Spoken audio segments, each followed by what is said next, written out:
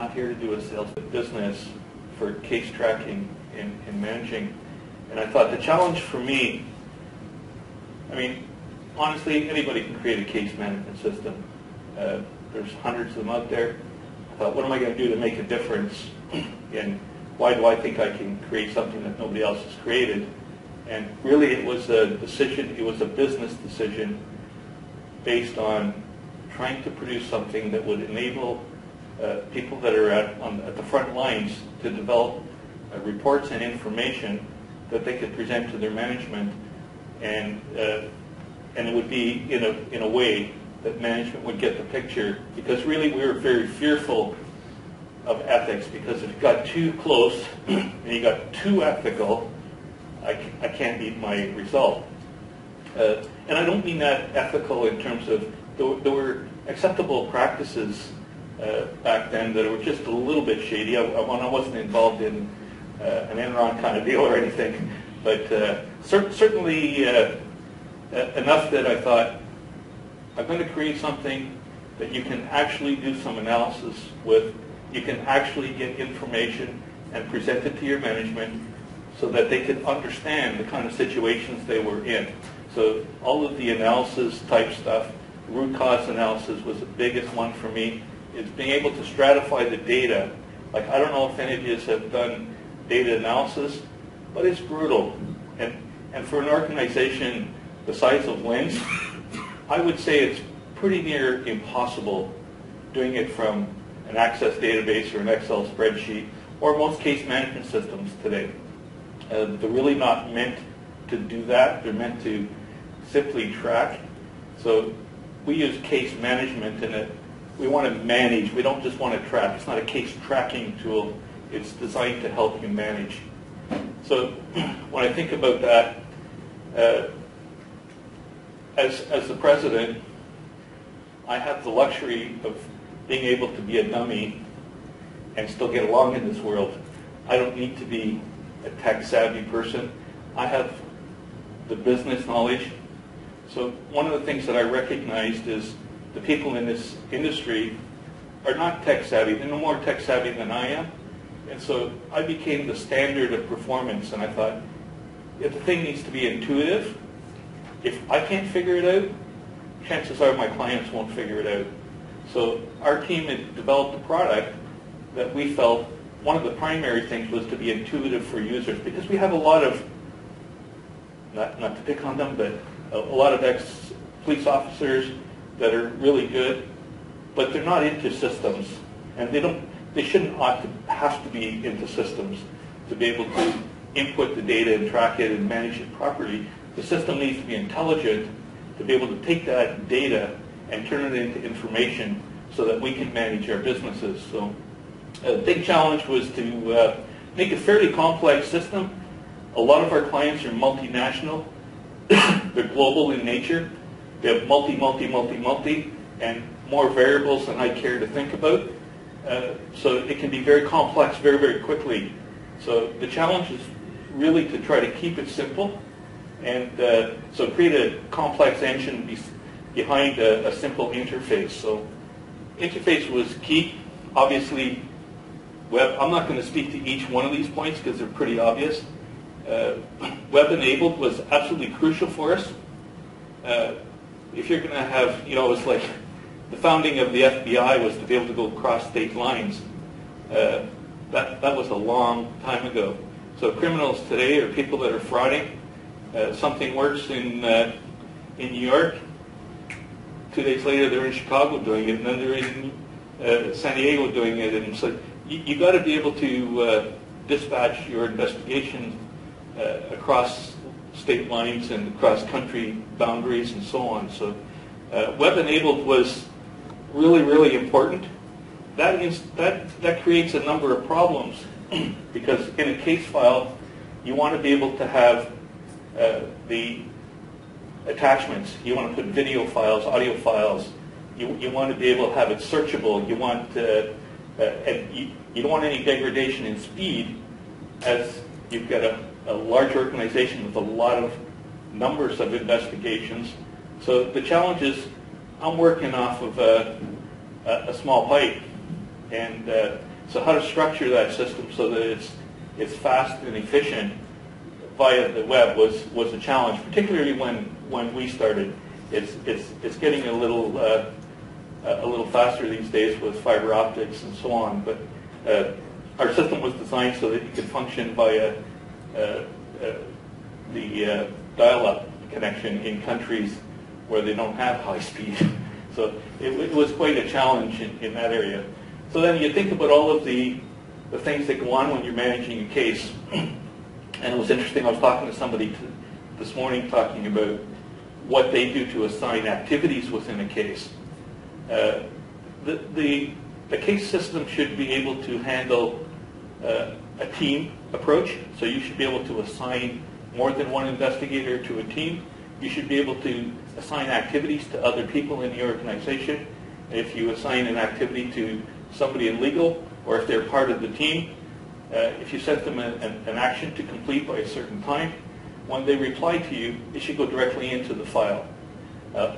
We've recognized that creates some issues because you're not always in the case file, in a case management system. So we would have it coming through onto your desktop. So whatever system you're using, Lotus Notes or whatever it is that you use, it would come in both places. But the concept is to have everything in the case file and have one location for it and have a whole multitude of people being able to collaborate. So with that becomes the whole idea of access controls. So how do I control who sees what when? And so we developed an access scheme that is flexible, that you can configure yourself. And this is kind of one of the interesting things, that in this industry there's sort of two basic approaches. You can create a standard product and sort of a COTS solution, or you can create a custom solution. And years ago, companies like AllState would embark on something, and it would be a huge initiative to create this monster system for them, and they would hire a bunch of programmers and create, and it's very, very expensive.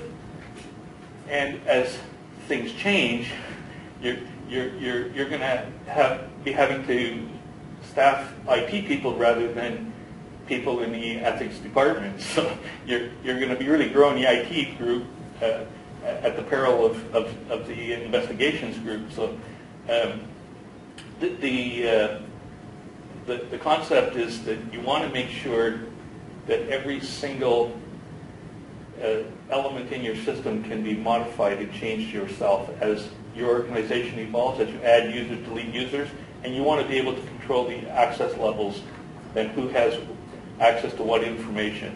So any system that you look at, you need to have access, in our cases, down to the field level. So depending on your role, you can decide who's going to see what.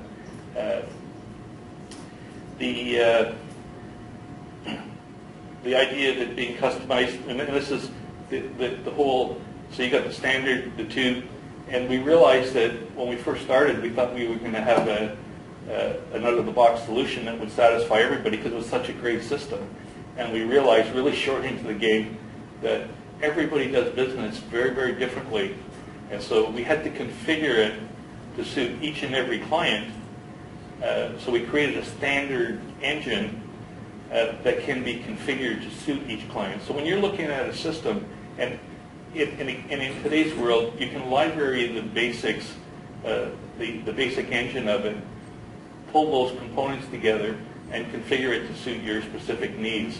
So you no longer have to buy an out-of-the-box solution because you don't have the budget to do a full-on custom development project. So I think the message here is to look around and find somebody that can provide you with a system that is configurable and using a standard engine.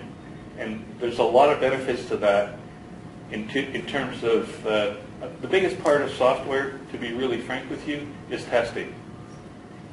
Testing is huge. So you think about every time you make a change, you have to go through the whole test procedure. It takes months.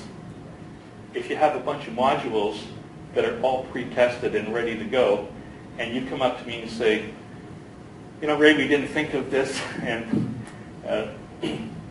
we would like to have an approval process here.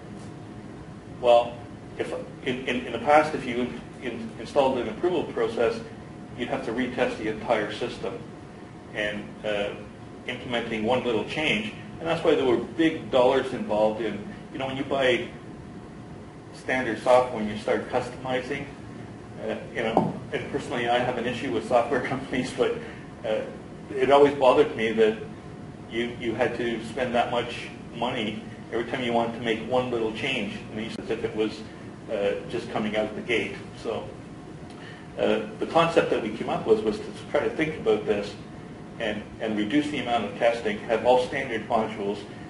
When you think about the kinds of things that you want in the case management system, you want escalation, so something doesn't happen, you want it to escalate. If certain types of events happen, you want to be notified. So whether it's escalations, notifications, or case assignments, if you've got a large organization, you have a gatekeeper that's looking at every issue that comes through and deciding who gets it. You should be able to automate that, and that just speeds up the process. So all of the process flow type stuff changes over time. So the system that you're looking at, you have to make sure that you have the ability to modify those yourself and not have to go back to the software provider in order to change the process flow. And it's the same with, in our world, is there anybody here from IT? No? Okay. I'm going to apologize up front. Part of the goal is to try to minimize the IT involvement. In most organizations, IT, or their primary function is to support the business process.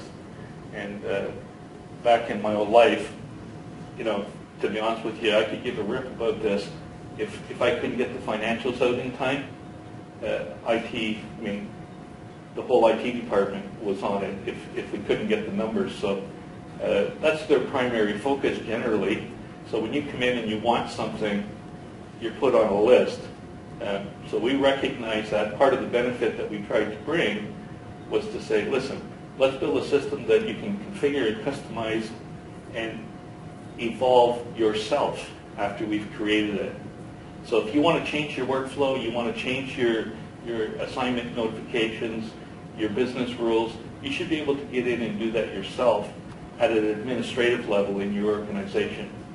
So when you think about an organization the size of Lyn's, when you start adding users, and the users are in different cities, different states, different countries, someone needs to control how many users you have in the system, and when someone leaves the organization, and all that sort of thing. So you want to have control of that at the department level, so you can give a specific location responsibility for managing that. If someone comes and someone leaves, you can take them in and out of the system real quick. Reporting, obviously. Reporting is the big hot issue today. And I think this is an area that I felt very much committed to as a non-technical user, as a manager. I want to create my own reports. I'm not a very smart guy, but I know what my boss wants, and I want to be able to provide him with that. So we created a tool that you can create reports, and again, these are web-enabled live reports that, for instance, if you had issues by region and you're reporting monthly or quarterly, you can automate that reporting. And so you send it to a distribution list on a monthly basis. The data that comes in is automatically put into the buckets that you have in that report, and it goes to a distribution list that's predetermined. My monthly reporting is basically done for me, and it's automatic.